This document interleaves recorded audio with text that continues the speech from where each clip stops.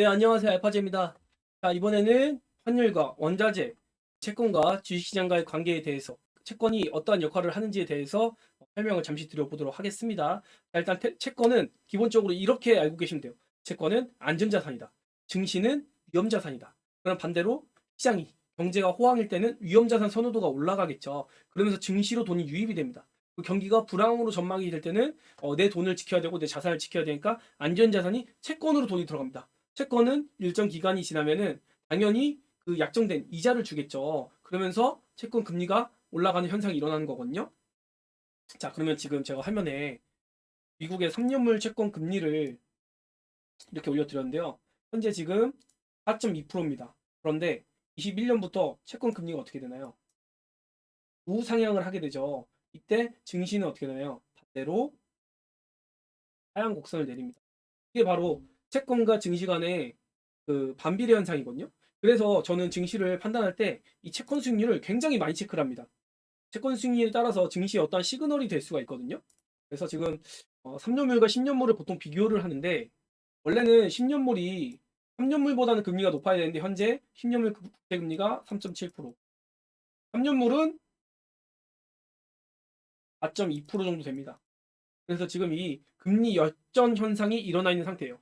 이거를 아래 공포라고 합니다. 이 아래 공포, 즉 3년물 단기채가 장기채보다 높은 금리를 형성할 때 우리는 경기 침체를 우려해야 되는 그런 상황에 직면해 있다.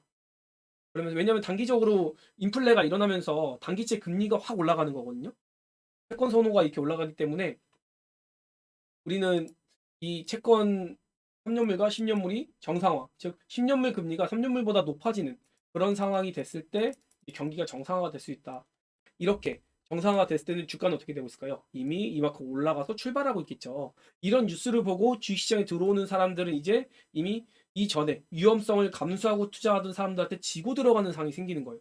우리는 지금 3년물과 10년물 채권 금리가 떨어지는 시기, 즉 지금 보시면 어쨌든 지금 내려가고 있죠. 이게 지금 3년물 금리인데 이렇게 터닝이 되고 있는 시기에 잘 버텨서 투자를 하고 있는 거다라고 이야기를 드릴 수 있습니다. 물론 이렇게 내려오다가 다시 올라갈 수도 있지만 이건 알 수 없겠죠. 하지만 지금으로 봤을 때는 이제 미국의 금리 인상도 끝나가고 스케줄이 정해져 있으니까요. 그리고 동결도 올해 안에 이루어지죠. 인하가 내년으로 전망이 되고 있습니다. 금리 인하가 되면은 기준금리 인하로 인해서 미국 채권 금리가 어떻게 된다? 당연히 떨어지게 된다.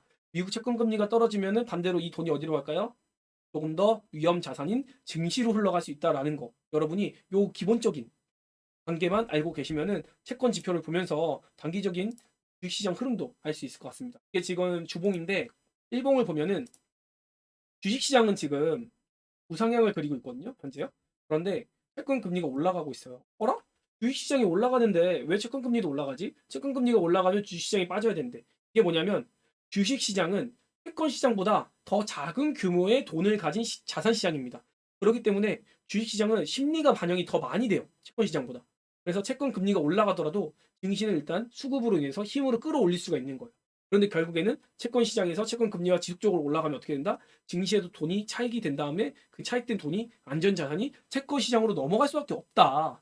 그래서 지금도 일주일 동안 주가는 안 빠지지만 채권 금리가 올라가고 있거든요. 그러면 이제 무슨 생각을 해야 되냐면 증시 조정을 생각해 봐야 되는구나. 그냥 막연하게 증시만 보고서 뭐 어떤 종목이 이런 게 아니라 채권이나 원자재, 환율 시장을 보면서 이런 증시보다 큰 시장, 증시는 속일 수 있지만은 증시보다도 못 속이는 시장을 보면서 우리는 시그널을 찾는 겁니다. 조정이 나올지 아니면 상승이 나올지. 주식 시장이 반대로 막 폭락을 하는데 채권 시장에서 슬슬슬슬 빠지고 있어요. 아니면 인상하던 채권 금리 폭이 이제 멈추기 시작합니다. 옆으로 눕기 시작해요. 그러면 뭐라고 생각할 수 있을까요? 이제 시장이 조금 바닥을 잡을 수도 있겠다라고 생각을 해볼 수 있는 겁니다. 그래서 환율, 원자재, 채권 시장 모두 주목을 해야 되는 거예요. 그리고 간단하게 채권이 뭐냐라고 여러분들이 또 궁금해하실 수 있을 텐데요. 채권은 뭐 2년물, 3년물, 10년물, 30년, 40년 엄청나게 많습니다. 우리나라로 예를 들어볼게요. 우리나라도 지금 2017년부터 20년까지 경기 부양을 굉장히 많이 했어요. 뭐 지자체에서 지원도 많이 하고 코로나 때도 실제로 지원이 많았었죠. 근데 그 돈이 어디서 날까요? 바로 국채를 발행을 합니다. 우리나라에서 30년 만기 국채를 발행한다. 외국계에서 우리나라 채권을 사줍니다. 발행한 채권을 사주면 그 돈이 들어오겠죠. 그 돈으로 경기 부양을 하는 거예요. 기업을 도와주고 대출을 해주고 힘든 사람들한테 지원금을 주고 그 지원금들은 다 어디로 가나요? 다시 사회에 환원이 돼서 우리가 먹는 거 그리고 쓰는 거 여가 활동 그리고 기업들에게서는 시설 투자 이런 걸로 이어집니다. 그러면서 경기가 상승하는 그런 부양 효과가 일어나겠죠. 그러면 빚내서 그렇게까지 해야 되나요? 한 가지 예를 들어볼게요. 우리 1990년대에 직장인의 평균 월급이 얼마였는지 아시나요? 보통 100만 원대 전 후반이었습니다. 일반 공장에서 노동하시는 분들의 임금은 70만 원 정도였어요. 근데 지금 기본적으로 최저시급 상승으로 보통 한 200만 원에서 250만 원 최소한 받죠. 그렇다면은 지금 우리가 30년 전에 1000만 원을 빌린 돈이 지금에서의 1000만 원과 가치가 같다고 볼 수 있을까요? 그때 1000만 원은 15개월간의 월급이지만 지금의 1000만 원은 약 4개월의 월급입니다. 그래서 약간의 이자를 주면서 안전 마진을 주면서 우리는 이 상한을 늦추는 거예요.